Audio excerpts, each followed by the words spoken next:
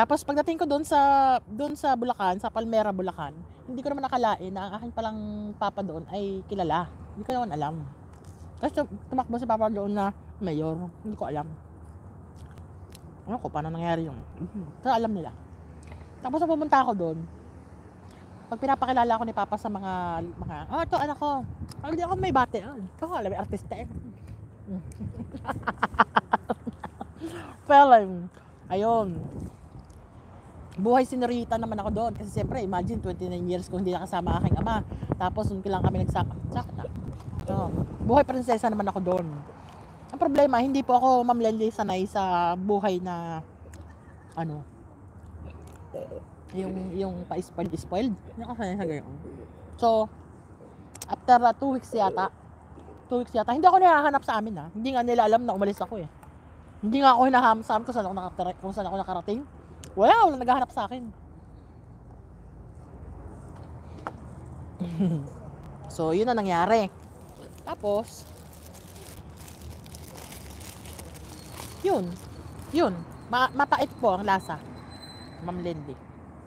Wala nang ketchup. Ketchup. Yan.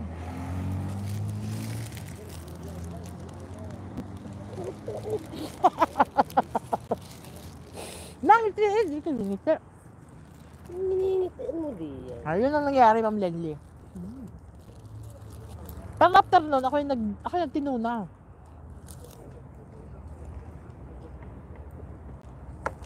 Hindi. Ako pala yung nag-call center pa. Ngayon, Ma'am Lenly, sa call center ko naman natutuhan lahat. Nag-call center po ako. Magdamag na gising, maghapon na tulog. Nahirapan ako magkwento. Ako na masabi ko din eh. Ayun. Tapos, nalaki ako noon, ako nag-call center. Ako'y parang walang nagmamahal sa akin, walang naghahanap, walang nagtatanong. Bawan ko, siguro, hindi ko alam, basta yun ang nararamdaman ko nung time na yun. Parang baliwala akong mawala ako, baliwala akong saan ako makarating, baliwala akong ano mangyari sa akin. Walang tatanong, walang nangangamusta, walang lahat. Yun. Nung nagpunta ako ng Dubai, hindi nga nila alam na umalis ako papuntang Dubai. Oo, promise. Hindi nila alam na ako'y umalis papuntang Dubai. Nalaman na lang nila, ako lahat ang nag-ayos ng sarili kong passport, ng sarili kong chika-chika. Wala silang pakialam eh. So, nung nagpunta ako ng Dubai, nalaman na lang nila ay the day before na paalis na ako. Na ako'y palayas na. Yan. Tapos, sa Dubai.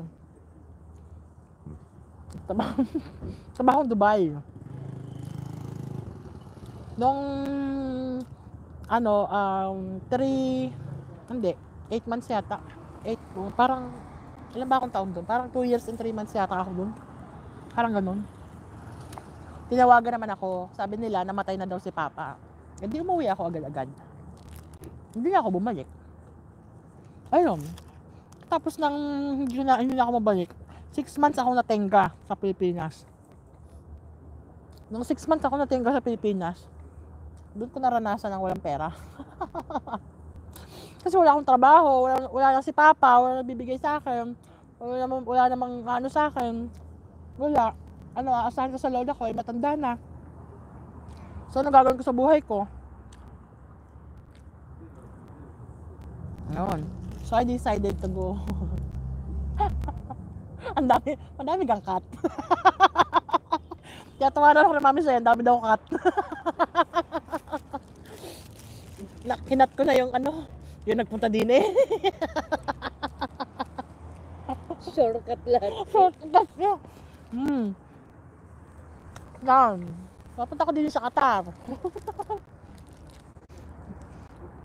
Ano? Hindi yun. Ako na rin eh. Imagine 8 years ako hindi umuwi ng Pilipinas. Magaling na yata ako nakasibat ng kaunti. Ba't nawala? Ba't nawala? Ewan ko. Ba't nawala?